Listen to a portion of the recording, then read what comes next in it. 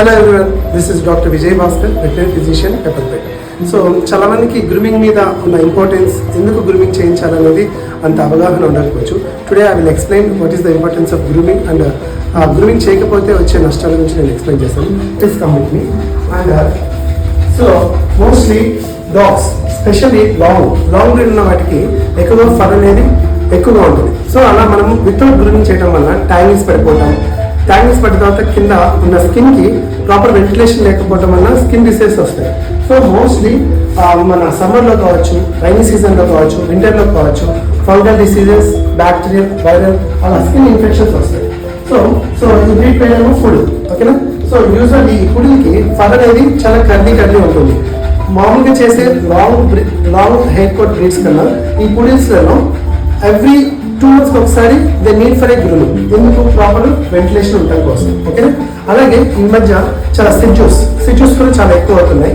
So ఆ సిడ్జూస్కి at least once in a year full zero cut చేయించాలి.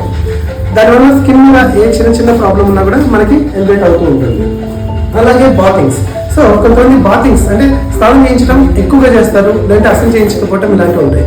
సో కాబట్టి మనము ఎన్ని రోజులకు ఒకసారి డాగ్స్కి బాగా చేయించాలి. స్పెషల్లీ డాగ్స్కి మోస్ట్లీ వారానికి ఒకసారి మాత్రమే స్నానం సరిపోతుంది, అంతకన్నా ఎక్కువ అవసరం లేదు.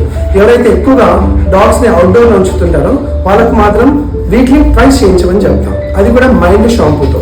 ఇన్ కేస్ ఏదైనా స్కిన్ ప్రాబ్లం ఉన్నప్పుడు మాత్రమే మెడికేటెడ్ షాంపూ యూజ్ చేయాలి, లేనప్పుడు మామూలుగా రెగ్యులర్ మైల్డ్ షాంపూస్ని యూజ్ చేస్తూ ఉండాలి. సో ఎప్పుడు కూడా మనం బాగా చేయించేటప్పుడు సో న్యూ వామ్ ఉన్న వాటర్ని యూజ్ చేయాలి, అంతేగాని డైరెక్ట్గా కోల్డ్ వాటర్లో, వెరీ హాట్ వాటర్లో చేయించకూడదు, ఓకేనా. అలాగే షాంపూ సెలెక్షన్స్ మీరు దగ్గరలో ఉన్న డాక్టర్స్ని కానీ సో వాళ్ళని సంప్రదించి తీసుకుంటే దానికి యూస్ఫుల్ ఉంటుంది. అలాగే షార్ట్ కోట్ ఉంటుంది, specially for golden retriever, Labrador. మరి వీటికి గ్రూమింగ్స్ అవసరం లేదా అంటే ఖచ్చితంగా వాటికి కూడా గ్రూమింగ్స్ అవసరం, once in 3 months specially. So గ్రూమింగ్స్ మీరు పదే చూస్తుంటారు, హెయిర్ ఫాల్ కంప్లైంట్స్ వస్తుంటాయి, ఓకే. హెయిర్ ఫాల్ కంప్లైంట్స్ వస్తుంటాయి. అలాగే కాళ్ళ మధ్యలో స్పెషల్లీ ఇక్కడ చూసుకుంటే మీరు very good happy. So specially ఇక్కడంతా మీకు ఫర్ ఉంటుంది, ఓకేనా. ఆ ఫర్ని ఎప్పుడు కూడా రెగ్యులర్గా క్లీన్ చేసుకోవాలి. ఈ పౌస్ మధ్యలో, ఓకేనా. సో ఆ ఫర్ అలాగే ఉంచడం వల్ల ఏమవుతుందంటే మనకి స్కిన్ మీద ఏళ్ళ మధ్యలో ఫంగల్ ఇన్ఫెక్షన్స్ అవి కాస్త టర్న్ ఇంటూ బ్యాక్టీరియల్ ఇన్ఫెక్షన్స్. మీకు ఎప్పుడు పదే ఏళ్ళు నాకుంటూ ఉంటుంది. సో అట్లా నాకేటప్పుడు మీరు ఫస్ట్ గమనించాల్సింది కింద ఫర్ కట్ చేసామా లేదా, ఓకేనా. అలా కట్ చేసుకోవడం వల్ల మీరు మోస్ట్లీ స్కిన్ ఇన్ఫెక్షన్స్ అనేది రిడ్యూస్ చేయొచ్చు. సో ఈ స్కిన్ ఇన్ఫెక్షన్ ఇక్కడ స్టార్ట్ అయ్యి కంప్లీట్గా ఇది టువర్డ్స్ బాడీ మొత్తం స్ప్రెడ్ అవుతుంది. సో అవి రాకుండా ముందుగానే అరికట్టుకోవాలి. అలాగే ఇయర్స్ అనేది కూడా మీరు ఎప్పుడైతే బాగా చేపిస్తారో అప్పుడు ఖచ్చితంగా ఇయర్స్ క్లీన్ చేయించాలి, ఓకేనా. సో ఈ ఇయర్ క్లీనింగ్కి సపరేట్గా సొల్యూషన్ ఉంటుంది, దాంతో కంప్లీట్గా వేసి ఒక ఇయర్లీ వన్స్ కానీ వీక్లీ వన్స్ కానీ మంత్లీ వన్స్ కానీ చేయించుకోవడం మంచిది. అలాగే టీత్. సో యూజువల్లీ టీత్ అనేది స్క్లీన్ ఇట్లా చూస్తున్నారు కదా.